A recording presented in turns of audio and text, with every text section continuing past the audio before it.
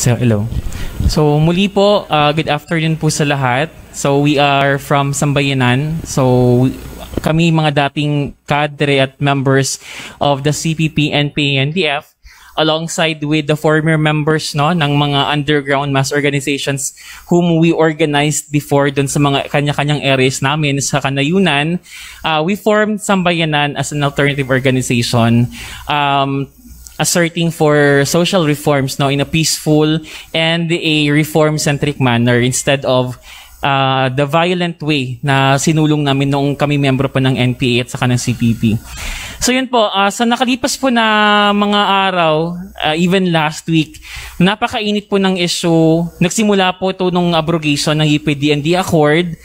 Pagkatapos, narinig na po natin yung side ng Armed Forces, ng government, ng DND, as well as sa side ng University of the Philippines, also from the side of left-leaning organizations about different issues, yung sa accord, and also yung mainit na usapin doon sa recruitment ng CPP, NPA, NDF sa loob ng mga universities and colleges. We also actually heard the statements and message from the administrators, o mga admin mismo ng mga universities, even a collective or a joint statement from different PUCs o yung mga private schools about the statement na may mga recruitment nga ng mga CPP and PNDF sa loob ng mga schools. So, siguro what has been lacking in the past few days is yung mensahe mismo from those students themselves na nagmula sa mga universidad at kolehiyo na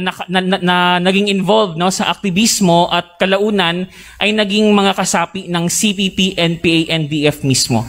So, kami po ngayon yung magbibigay ng mensahe. Ako po yung magkikwento. Maiksi lang po kasi baka maabutan tayo ng katapusan ng buwan. So, muli po ako po si Joy James Sagino. Ako po ay nagmula sa Zamboanga. So, luckily po noong 2006, ako po ay nakapasa sa UP College Admission Test o UPCAT. Ang aking student number po ay 2007-61410. Ako po ay nakapasok sa University of the Philippines, Visayas, College of Management noong 2007. So, yun po, pagkapasok ko po noong June 2007, ako po ay tumira sa Balay, Ilonggo. That's a UP-owned dormitory, a UP-run dormitory sa loob mismo ng College of Management sa Iloilo City. So, when I was there, 2007 kasi, parati ko naman kinikwento nung nakaraang mga interviews, na yung batch po namin, batch 2007, kami po yung unang naging natamaan ng pagtaas ng tuition sa UP noong 2007 from 200 pesos per unit sa UP Visayas, naging 600. Whereas sa Diliman naman, Los Baños, and Manila, from 300, naging 1,000 pesos per unit. So, yun yung naging paraan para ako ay malahok sa isang advocacy sa loob ng school to join the call na tutulan yung pagtaas ng matrikula. So I became a member of the League of Filipino Students on June 2007, became active sa loob ng organization together with other LFS and progressive organizations based in UP Visayas, Iloilo City, and UP Visayas, Miagao campus, also in Iloilo. So, naging active po ako, hindi na lang sa loob ng school. We were brought to different communities of peasants, of workers, transport groups, women, urban poor.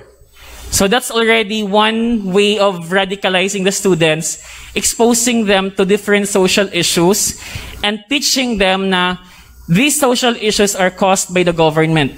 That the government is protecting the status quo, that the government is causing the poverty of the people. And that the armed forces, sinasabi din sa organization na yung armed forces ay hukbo lang po ng gobyerno at hindi po hukbo ng mamamayan. So, doon na nga pumapasok yung usapin na there is an alternative organization sa loob ng university na nag-a-advocate for something different. Na hindi lang sa lansangan, na hindi lang hanggang rally. There is an organization na clandestine, underground, secret, hidden. No one knows. Hindi, kahit nga kapwa miyembro mo, pag hindi mo pa alam na miyembro siya, hindi mo alam na miyembro siya. So, ang nakakaalam lang na miyembro ka ng underground organization, hanggat hindi ka nakaka-attend ng meeting ng inyong organization na underground, yung nag-recruit lang sa'yo. So, yun. Ako po ay na-recruit September 2007 sa Kabataang Makabayan, when I was still inside the University of the Philippines, Visayas. Ang nag-recruit sa akin sa KM o Kabataang Makabayan is the same person who recruited me to the League of Filipino Students. So when I was a member ng Kabataang Makabayan, ako na po yung naging dinesignate na maging spokesperson ng LFS as one of my tasks, being a member of KM, inatasan akong maging tagapagsalita ng LFS UP Visayas Iloilo City Campus. That was in September 2007 until 2008. So after that, huling bahagi ng 2008 hanggang first quarter of 2009, dahil tuloy-tuloy nga po yung pagkilos ko, I was encouraged to run, no, as an officer of the Student Council of the UP Visayas College Management Student Council. And luckily, academic year 2008-2009, ako po yung naging batch representative ng batch 2007 sa council namin sa UP. And that time, I was able to attend different activities of council, including choosing student regents. And ang tawag sa UP dyan is General Assembly of Student Council, or GASC. No? So GASC of 2009 was held in UPV Miagao. That was the time na Charis Bernadine Banyes was chosen as the student regent. No? Siya nag-replace kay Shan Abdul Wahid, no, na outgoing student regent that time. Sorry, medyo ano lang, okay lang ba? Medyo distancing naman tayo. So yun, nung selection ng student regent, doon ko nasaksihan na everything is orchestrated. Kasi hindi lang sa UP Visayas may underground organization, including other campuses sa UPV, pag nagtatagpo-tagpo lahat ng mga student council leaders ng buong UP system, doon makikita yung mga hardcore aktivista na member din ng underground organization na before the caucus or before selecting who will win the among the nominees of the UP system for student regent, pinag-uusapan na ng mga membro ng KM, no, sa buong UP system, sino ang pipiliing student regent. And that time, in 2009, it was Charis Bernadine Banyes, former USC chairperson ng UP Los Baños, ang naging student regent, no, ng UP system. Pagkatapos nun, she attended the very first Board of Regents meeting na nangyari sa loob ng UP Visayas Iloilo City, no, sa building ng graduate school. Baguhin mo. Sorry. So, she was able to attend but wasn't able to ano, tawag ito, she wasn't recognized that time as student regent kasi of some issues about the new tawag dito, yung CRS-RS, yung parang charter and how to choose student regent. At saka kakapasa lang din ng bagong UP charter ng 2009. So after nun, na-invite na rin ako na maging member din ng Communist Party of the Philippines sa loob ng University of the Philippines in March 2009. So yun po. So sa loob din po ako ng UP, no, naging miyembro ng Communist Party of the Philippines. At that time, after akong maging miyembro ng CPP, ako po ay naging bahagi ng isang sangay ng partido sa lokalidad o yung SPL o yung tawag ng iba ay party branch. Ang party branch po, for everyone's information, that's the basic unit of the CPP na tinatayo sa any territorial area na nare-recognize ng Communist Party of the Philippines. For example, sa Hanay ng Kabataan, sa bawat school, no, kung maliliit na school, may isang party branch dyan. Sa Diliman naman, I have talked before with some of my Diliman comrades. In Diliman, kasi napakalaking university niya, per college or per building, may isang party branch. At ang buong UP Diliman is being led by a section committee. So yung section committee po, that's a higher organization of the Communist Party of the Philippines, consists of different party branches on the ground as its lower tier of organization. So yun po. So I was invited na maging CPP member. After that, nung April to June 2009, ako po ay na-invite na mag-exposure sa isang NPA unit in the southern front of Panay region. So that covers the areas of Igbaras, Tigbawan, Miagao, San Joaquin, Gimbal. So those are the areas na naikutan namin nung ako'y nasa loob ng NPA kasi I was invited to have my exposure. Lahat kasi ng membro ng KM, especially kung membro ka na ng CPP, you are highly encouraged na magkaroon ng exposure o yung iba tawag dyan ay revolutionary integration. O jargon pa sa loob ng Kilusan, it's RI, revolutionary integration. So after 3 months pagbaba ko, masyado nang agitated, galit na sa gobyerno. So tumigil ako sa pag-aral. At nag-full-time na organizer sa sa Youth and Students Bureau sa Iloilo. So pagbaba ko 2009, ako na po yung naging part ng regional party group. Isang grupo ng CPP sa buong isla ng Panay na tututok sa grupong Anak Bayan. So we have a collective, we have a team, no, consist of different party members na siyang tututok sa Anak Bayan. So we were 3. So ang task namin sa CPP is to regionalize Anak Bayan. Kasi that time, wala pang regional organization ng Anak Bayan sa buong isla ng Panay. So that was our task in 2009 hanggang 2010. In 2010, October, unluckily, nakulong po ako during a protest action inside the City Council Hall of Iloilo. So I was charged of violating some provisions of the, I forgot, parang distractions to proceedings. Parang ganon. Hindi ko nakalimutan ko yung number kasi sumigaw ako sa loob during the meeting of the City Councilors of Iloilo. So I was detained for 6 to 7 hours. I was the headline of different local media outlets in Iloilo for about a week. So medyo naging anxious, no, sa security, medyo may somehow trauma siguro. So I asked my collectives in Iloilo na magpahinga muna, mag-relax muna ako, maglaylo. Umuwi ako sa Zamboanga, kung saan yung probinsya ko. And yun na, nalaman ng parents ko na nakulong ako. Sabi nila na wag ka na bumalik ng UP.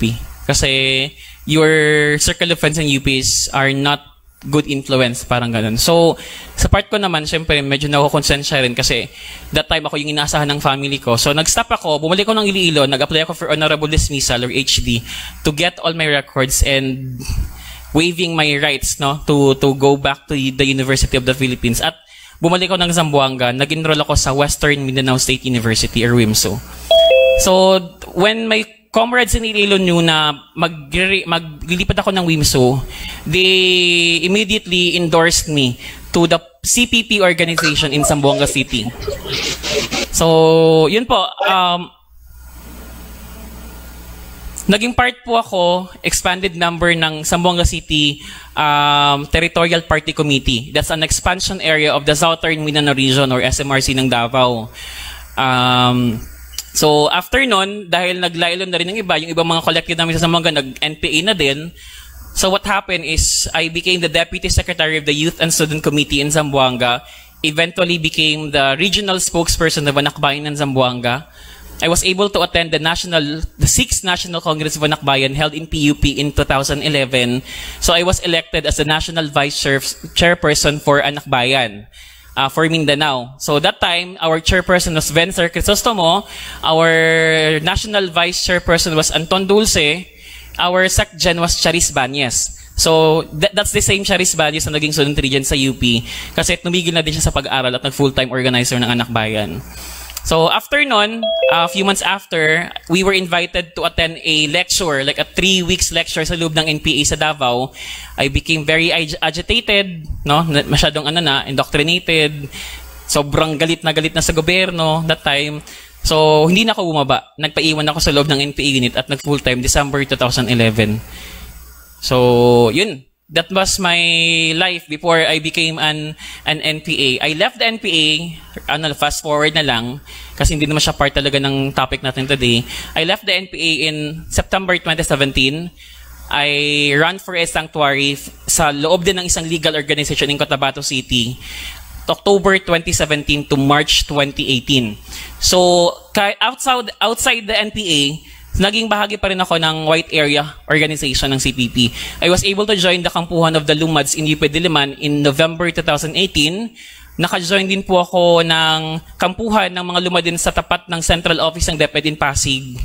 And January, same with what I shared during the Senate hearing, nagkasama kami ni Sara Ilago sa Cotabato kasi being leaders of the CPP-NPA in Cotabato City, kami yung kino-ordinate ng team nila, Sara Ilago, para pumasok siya sa Cotabato at magtayo ng chapter ng Kabataan Party List Cotabato City.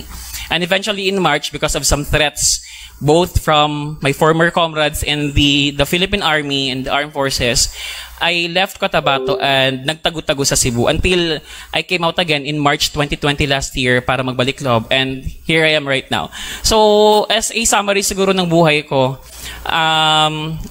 one thing I want to make things clear, number one, is I'm not a fake UP student. So, again, ako po'y estudyante talaga ng UP Visayas. Marami nakakilala sa akin sa UP Visayas. Kasi sa batch 2007, ako lang po'y mag-isang naging LFS member. No? Pag when we say aktivista sa UPCM, way back in 2007-2010, si James. Si James ang kanilang unang maaalala. Kasi my trademark costume was a red shawl. No? That's my trademark. Pag may nakita silang red shawl, ang maalala ng mga teachers, ng admin sa CM, our dean, our college secretary, si James or si JJ. That was my nickname when I was still in UP. Siguro I would like to take this opportunity as well to extend a message to UP President Danilo Concepcion. I understand, sir, na you might not be well informed about what is really happening on the ground. But one thing is for sure, Mr. Concepcion, there is recruitment, there is radicalization. No, there is CPP, NPA, NDF inside all campuses of the University of the Philippines. May it be UP Baguio, UP Manila, UP Diliman, UP Los Baños, UP Visayas, UP Cebu, UP Mindanao. There are organizations of the CPP. And later, during the wrap-up, we have a presentation na hinanda. I'll present some of the people I personally know na kasama ko sa organization in different schools in UP and in WIMSU, no, na will make a statement na may recruitment talaga, not just in UP. All universities are vulnerable for recruitment, radicalization, exploitation ng Communist Party of the Philippines. And mga kasama ko dito, they will also share their own stories about where they came from, no? And we will really realize na all of our stories have the same, have almost the same tune. We all came from the schools. Saan kami na-recruit? Sa loob ng schools. Saan kami naging CPP? Sa loob ng schools. So it's basically a myth. No, isang malaking kasinungalingan na walang recruitment, na walang CPP sa loob ng schools. Kasi we are a living proof, no? Kami mga ebidensya na CPP, NPA, NDF exists inside the University of the Philippines, the PUP, amongst all other universities in the Philippines. I think that would be all para makapag-share din yung mga kasama namin. I'll give the mic to Ms. Carpin. Thank you po. Hello. Di magandang hapon sa ating lahat. Ako nga si Ivy Corpin. Siguro nagtataka kayo bakit ang usapin naman ay UP pero may mga taga-PUP.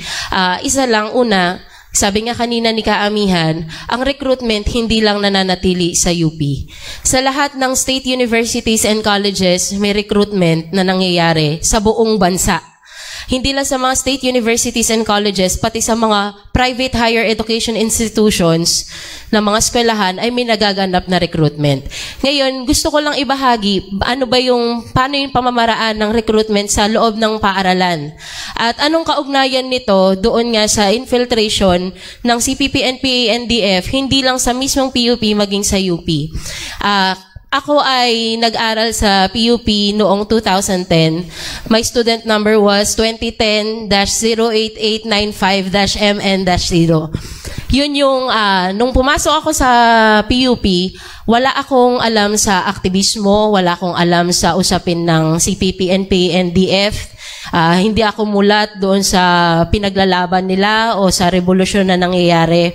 Ang alam ko lang noon ay mag-aaral ako sa isang state university kung saan, syempre, tinitingala ng mamamayan kasi mga scholar ng bayan ang nag-aaral dyan. Kaya nung pumasok ako doon, nung nakapasa ako sa PUPSET ng entrance exam ng PUP, grinab ko na yung opportunity na yun para makapag-aral doon.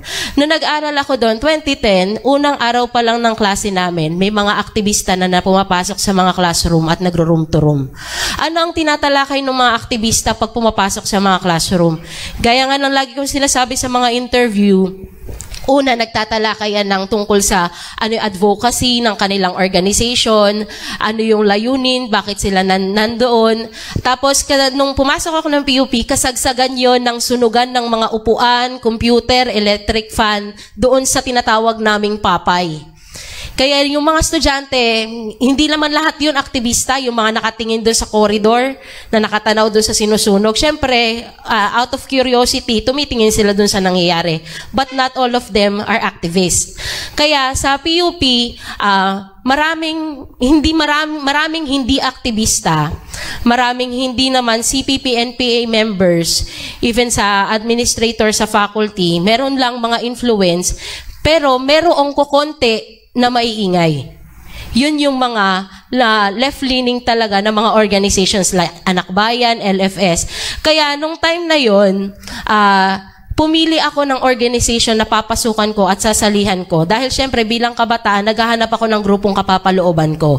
Pumili ako ng organization na alam kong hindi ganito yung nakikita ko sa mga daan na nagrarally-rally, ganyan. Yung Lakbay Cagayan Valley, etong katangian ng organization na to, yung Lakbay CV, kung sa UP Diliman at sa PUP ay meron kaming tinatawag na mga territorial party committees. Like sa PUP, meron yung section committee, yan. Hindi kami nakapaloob doon sa CPP organ na yon. Nakapaloob kami direkta sa region. Kami yung tinatawag na mga regional youth sector sa loob ng mga paaralan. Ngayon, sa pagiging regional youth namin, may mga namumuno at humahawak sa amin. Ang pinagkaiba lang, ang humahawak sa amin ay hindi from PUP. Ang humahawak sa amin ay mga professors ng UP Diliman at UP Manila. Kaya, nung na-organize ako, 2010 na-organize ako sa legal organization, ginawa akong Secretary General ng Lakas ng Kabataan para sa Bayan Cagayan Valley o Lakbay CV bilang support group sa loob ng PUP ng mga estudyante mula sa rehiyon at direkta rin na sumusuporta sa Regional Party Committee sa Cagayan Valley. Kaya doon, inorganize ako, nung sinabi ko nga sa Senate hearing, ni Deo Montes Claros, isang PUP student din, lang siya, mas nauna siya sa amin ng isang taon kasi second year college siya, first year college kami. Doon, na-organize ako noon, 2010, after noon, a year, July 27, 2011, nirecruit ako, hindi na ni Deo Montes Claros sa Kabataang Makabayan o doon sa Underground Mass Organization. Ang nag-recruit na sa akin ay sina Michael Cedric Casano, yung kasama ko na, yung kaklase ko na taga-PUP rin. At doon, after that day ng recruitment, walang sumpa walang panunumpa na naganap doon sa pagre-recruit sa Kabataang Makabayan. Napansin ko kasi parang nagmamadali sila nung time na yon. Kasi nagtatanong ako, saan ba kayo pupunta? Bakit nagmamadali kayo? May ginagawa pa tayo, ganyan. Yung pala, makikipag-meeting sila doon sa mga PUP professors na humahawak sa kanila. Kaya ang ginawa nila, pumunta kami sa classroom, in-open up nila sa akin yung KM. Na alam mo ba na merong recruitment, merong organization ng mga kabataan na nagpapakasapi ng mga revolusyonaryong kabataan na sumusuporta sa armadong pakikibaka. Ito nga yung Kabataang Makabayan. Nung inopen up nila sa akin yun, na iimbitahan nila ako at ipapakasapi na ako sa Kabataang Makabayan, na ito daw yung nagtutuloy ng digmaang revolusyon na inulunsad ni Andres Bonifacio, doon ko lang na-realize na itong legal front organization na to, Lakbay CV, ay nagre-recruit ng kabataang makabayan o yung mga sumusuporta sa armadong pakikibaka. Unti-unti, dinadahan-dahan nila sabihin sa akin na ito ay sumusuporta sa NPA. Yan, nang balang araw, darating yung panahon din na makakakita tayo ng mga talagang naglulunsad ng armadong pakikibaka para labanan niya at durugin yung gobyerno. Ganyan. Kaya pagtapos na nirecruit ako nung araw na yon, sabi nila may pupuntahan kami. Hindi ko alam kung saan ako pupunta. Ngayon, syempre, dahil familiar sa akin yung daanan from PUP, kasi ako taga Caloocan ako From PUP, dumaan kami ng sa East Avenue papuntang Diliman, UP Diliman. Doon, pumunta kami sa FC, sa faculty. Tapos, may pinasok kaming isang kwarto doon sa FC, sa may bandang, hindi ko lang maalala kung second floor or third floor yun. Yun yung opisina ni Ma'am Joanne Manzano, na profesor sa UP Diliman. Yan. Nung pumasok kami doon, galit na galit si Ma'am Joanne. Bakit late kayo? Ano nangyari? Hindi kayo nagtitext? Ba't nagpatay kayo ng cellphone? Kasi pag nire-recruit ka po sa KM, automatic yon, tanggal battery, tanggal SIM card ng cellphone kasi daw matitrace, baka malaman nila o marinig o may tracking device yung cellphone, kaya tanggal yon, kaya hindi nakapag-text. Kaya nung pagdating namin doon, galit na galit siya. Tapos, ang sinabi na lang ng mga kasamahan ko, sina Michael Cedric, tsaka sina Ann, tsaka sina Nikki, ma'am, may bago kaming recruit. Yun na KM na nga ako. Tapos, sige, okay lang naman pala, sabi ni na Sir Alan Messina. Nandun kasi rin si Sir Alan Messina. Okay lang naman pala, may bago silang na-recruit. Kaya doon ako naliwanagan na ay ganito pala talaga. Ganito pala, bakit nawawala sila panapanahon? Bakit naglilihim sila? Kasi nung ino-orient nila sa akin doon sa UP mismo, hindi na Ma'am Joanne, nung ino-orient nila sa akin na ganito yung organization, doon na sinabi na lihim na organisasyon to, dapat walang makaalam. Kung sino lang yung nakikita mong kasapi ngayon, yun palang makikilala mo. Later on, makikilala mo na lang din o mamimit mo na lang pag may mga meetings, may mga lightning rally, ganyan, may mga underground na mga pagpupulong consultation, ganun yung nangyari. Kaya, panapanahon, nag-aaral kami dun sa UP Diliman. Actually, parang ang itsura nga lang namin, tatambay kami sa Sangking Garden, upo kami doon, tatalakayan na kami doon, magbibilog lang kami doon, parang nag-aano lang kami, nag-group study, ganun lang ang itsura. Tapos yung mga, parang mga waiting shed, doon lang kami, tambay-tambay lang. Tapos nagdi-discuss na kami ng Communist Manifesto, ganyan. Tapos April 2012, doon ako in-invite bilang maging KK. Ang nag-recruit sa akin, sina Ma'am Joanne din at sina Alan Messina. Yung KK, yung kandidatong kasapi ng CPP. Yun na. Sila na yung nagpasumpa sa akin noon. Ang ginawa namin, kasi nauna yung isang kasama ko, si Ann, dun sa lugar. Tapos, parang hinihintay namin sina Ma'am, ganyan. Kasi nung time na yon, kung maalala ko, graduation nun sa UP. Kaya nakabarong pa si Sir Alan Messina na pumunta doon sa opisina ni Ma'am Joanne. Kaya nung pumunta kami doon, after na nun, sabi nga nila parang na-technical pa sila kasi nirecruit nila ako nang wala pa akong 1 year sa KM. Kasi dapat, kung petty burgess ka o galing ka sa kabataang estudyante, ire-recruit ka from KM, mula nung na-recruit ka doon, 1 year after nun, ire-recruit ka na kandidatong kasapi ng partido. Kaya nung time na yon, July ako na-recruit sa KM, April nila ako na-recruit bilang kandidatong kasapi. Kaya sabi nila, baka ma-technical tayo. Hindi, okay lang yan kasi 18 years old naman na siya. Ganun yung sinasabi nila. Kaya doon, after nila akong pasumpain, naglatag na sila ng parang flag na maliit ng CPP, ganyan. Tapos may orientation na nakataas kamao kami, na nanunumpa doon sa flag. Tapos, mahinang-mahina lang na kinakanta namin yung international kasi baka nga marinig nung ibang mga katabing rooms nung sa faculty. Kaya mahinang-mahina lang yon. Tapos doon, after na nun, nag-introduce na sila, introduction na to batayang kurso ng partido, yung BKP. Doon. After nun, di tuloy-tuloy yung ginagawa namin. May binibigay sa aming form sina Ma'am Joanne at sina Sir Alan na nakalagay na doon IPO works. Yung ideological, political, and organizational works na nandyan nakalagay, ilan ang nabigyan ng gantong pag-aaral. Yung sa radicalization na. pang-ideolohiya. Ilan ang na-recruit sa legal organizations? Mula sa legal organizations, ilan ang nasala at na-recruit sa underground mass organization? Mula doon, ilan naman ang target na magiging kasapi ng CPP? Sa loob ng PUP yun na ginagawa namin. Pero ang nagdadirect sa amin ay mga professors ng UP Diliman at UP Manila. After nun, na-discuss namin na magbubuo ng iba pang mga organizations sa loob naman ng University of the Philippines. Na ganun din yung magiging itsura niya, parang sister organization namin siya. Ganyan.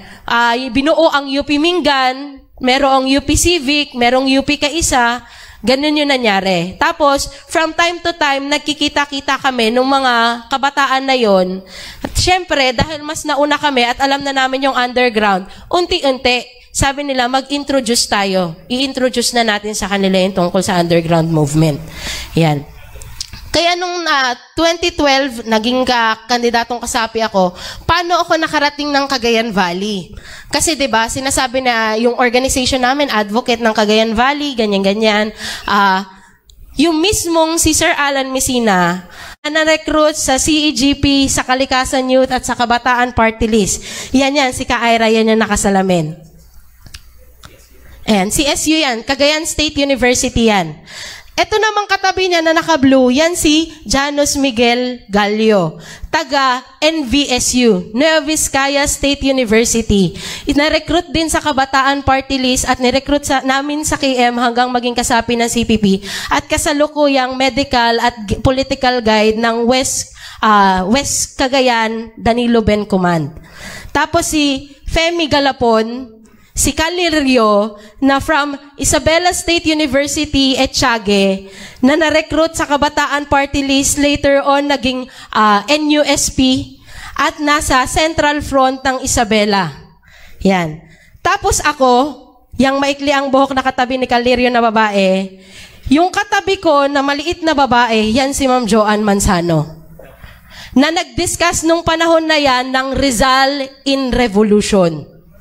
Ano daw ang itsura ni Rizal at ano ang tindig niya sa panahon ng revolusyon.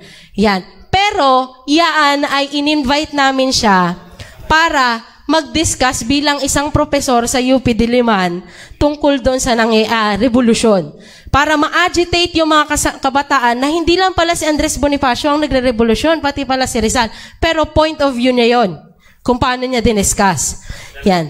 Kaya, dyan, mulat siya na nagre-recruit kami kasi itong panahon na to, full-pledged party member na ako. Ibig sabihin, dati niya na akong na-recruit sa CPP. Yan. Tapos yung mga nasa likod, from UP Diliman, yung nasa taas na lalaki, yung nakasalamin, yung katabi, nasa taas din ni Ma'am Joanne Manzano na parang babae, pero bakla yan, from UP Baguio. Tapos from St. Louis University, hindi yan nag-NPA. At ito from PUP rin, College Editors Guild of the Philippines. Yung katabi naman niya, si Mia Valencia, isa sa mga i-present ko noong nakaraan sa Senate hearing.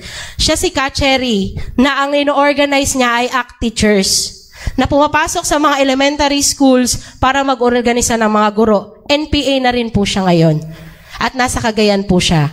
Tapos ito naman, si Michael Cedric Casano, siya yung nag-recruit sa akin sa KM. Kaklase ko sa PUP, na NPA na rin siya at Intel Officer ng Kumiting Probinsya ng Cagayan. Kaya kung titingnan nyo, hindi lang po UP ang may recruitment. Sige, pababa na po. Hindi lang po UP ang may recruitment kasi matagal na panahon na po na kada papasok ang CPP, NPA, NDF sa area, ang nakalagay nga sa organizing ay ang pinakabalon at target ng organizing ay sa loob ng mga komunidad, pabrika, pamantasan, mga lugar ng paggawa ng mga magsasaka at pagtatanim, kung saan nandoon yung konsentrasyon ng mga magsasaka, ng mga kabataang estudyante, ng mga manggagawa, ng mga guro, para mas mabilis ang organizing nila.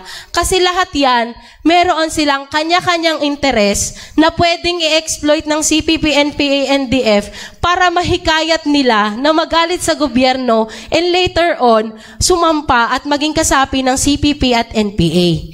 Ganoon yung ginagawa. At sa pamamaraan na yon, sa akin, batay sa personal kong karanasan, dinadaan doon sa stage ng legal na pagkilos. Actually, naranasan kong mag-coastal cleanup sa Manila Bay, mag-tree planting sa Nueva Vizcaya, iba-iba na mga fact-finding mission sa Cagayan Valley, iba-ibang mga fun run, yan, relief mission, yung ginagawa nila ngayon. Yan, lalo sa Cagayan, ganyan yung ginagawa nila ngayon dahil nabaha, Typhoon Ulysses, magre-relief mission, pero nakalagay doon sa gilid, palayasin ang mga berdugo at pasistang militar, tapos ang orientation na nila, doon na nag-o-orient ang Kabataan Party List, ng Anak Pawis Party List, ganoon talaga ang stage na dadaanan sa legal. Bakit? Kasi hindi ka naman makakapasok pag ang sinabi mong sa estudyante na ako ay CPP member, ako ay KM member. Kahit sa mga student administrators, makakapag-alliance work ka ba sa mga students, sa mga student administrators at professor kapag sinabi mong CPP member ka, nagre-recruit ka ng NPA?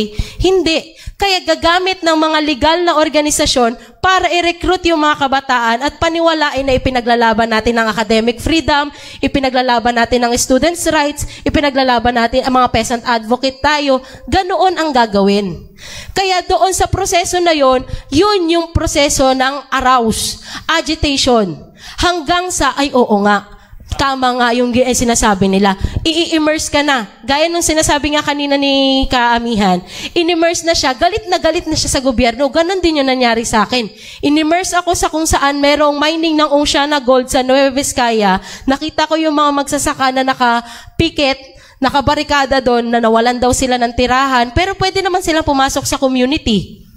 Kaya, tapos sasabihin, gagalitin ka talaga. At pag nagalit ka na, doon talagang makukonsolidate yung pagkaka-organize mo. Hanggang sa tuloy-tuloy ka na nilang mamomobilize. Arouse, organize, mobilize. Yan yung typical na formula ng sa mga legal na organisasyon. At pag tuloy-tuloy kang kumilos, kasi 'di ba, from legal organization, ang batayan bakit kanila i-recruit sa KM ay dapat tuloy-tuloy ang pagkilos mo. Ibig sabihin, hindi humuhupa yun, hindi pa napanahon, naglalaylo ka. Tuloy-tuloy, after a year, i-recruit ka nila sa underground. At after nun, pag tuloy-tuloy pa rin yung naging pagkilos mo, yung immersions mo, rally, mga educational discussions, educational courses na inaaral, doon ka na nila i-recruit sa CPP. Kaya sinasabi ko nga kanina, ito, yung ibang school administrators, alam to. Yung iba, kibit-balikat, yung iba, wala talagang alam. Pero, hindi yun ibig sabihin na walang nagaganap na recruitment sa loob ng eskwelahan. Maaring hindi nila tinotolerate, pero gaya nga nung sinabi ko kanina, yung recruitment, ang alam mo kung sino yung recruiter mo. Hindi na alam yun ng iba na nirecruit ka. Halimbawa sa loob ng PUP, KM ako. Pero hanggat hindi kami nakikita-kita na mga lahat ng KM sa loob ng PUP, hindi ko alam na KM siya. Kaya, nalaman ko na lang na KM, yung mga estudyante at mga kasapi ng partido noong nagkaroon ng parangal sa isang kasamang namatay, NPA na namatay noon, at nagtipon-tipon yung mga estudyante na KM members. Yan. Sa UP Diliman, doon din nangyari yung pagpaparangal kay Ka Roger Rosal nung namatay siya. Kaya doon, uma-attend ang mga estudyante na doon mo lang makikita, ay, si Ma'am ganito pala, alam niya yung CPP, NPA, NDF. Magkakagulatan na lang, sinaganto pala, mga KM pala yung mga yan. Doon na lang lumalabas. Pero hindi lahat ng mga profesor, estudyante. Sabi ko nga, konti lang naman yung mga aktivista talaga, mas maiingay lang. Kasi ito rin ang isang karanasan sa loob ng mga universidad sa usapin ng recruitment. Malakas ang bullying kapag hindi ka sumasali sa rally. Gaya nung ginagawa ng mga kaliwaan ngayon sa mga UP students na nagpo-post ng pumapayag sila doon sa nangyaring abrogation ng UP-DND Accord. Ang ginawa nila, binibira nila yung estudyante, nakadiri ka, hindi ka dapat nababagay sa UP kasi ganyan ang tindig mo. Binubuli nila yung mga estudyante. Ang much worse, ang natatakot ang mga estudyante na kasalukuyan nag-aaral kung yung UP professor nila ay nagre-recruit din. Kasi, ang balik nun, pag hindi ka sumama sa rally, sa grades mo. Kaya doon sila natatakot na magsalita.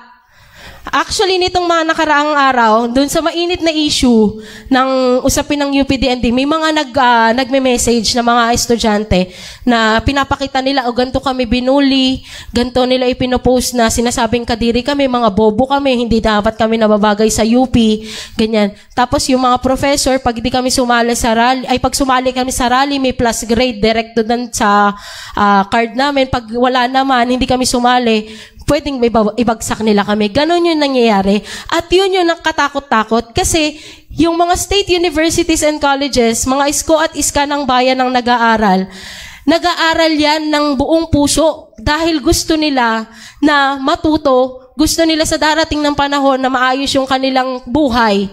At nakapasok yan dyan ng hindi basta-basta. Pinagpaguran talaga yan, pinaghirapan. Tapos ganun yung mangyayari sa mga estudyante. Yun yung napakahirap din tanggapin bukod dun sa recruitment. Kasi yung mga estudyante na gusto lang naman ng maayos na paaralan at mapayapang paaralan, ganun ang nangyayari. Kaya yun yung paulit-ulit na scheme at paulit-ulit na nangyayaring pamamaraan na ginagawa ng mga recruiters. Kaya lilinawin ko ulit yung yung agreement na yan. Sa totoo lang, nung nasa PUP ako, may sinasabing kasunduan pero hindi ko alam anong pangalan ng kasunduan na yan.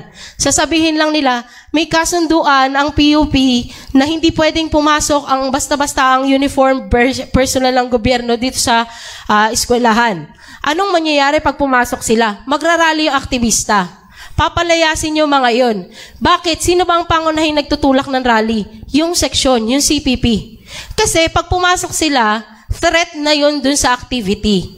Kaya aakusahan sila ng minimilitarize yung lugar, yung eskwelahan, na hindi nararapat ang pulis, ang army sa eskwelahan. Kasi hindrance yun para sa recruitment. Hindi kami makakapagpropaganda ng maayos kung mayroong nagsasurveillance sa amin. Makikilala na nila kung sino-sino yung mga student leaders, yung mga nag-organizer, kaya ganun yung nangyayari. Kaya napakalaking bagay sa mga estudyante na malaman. At hindi lang sa aming mga galing sa universities, yung iba pang mga estudyante na nagbabalak na pumasok sa mga state universities and colleges. Kasi dapat lang naman talaga na ma-secure ang mga pamantasan mula doon sa ginagawang recruitment ng CPP and PNDF. Yun lang po. Maraming salamat.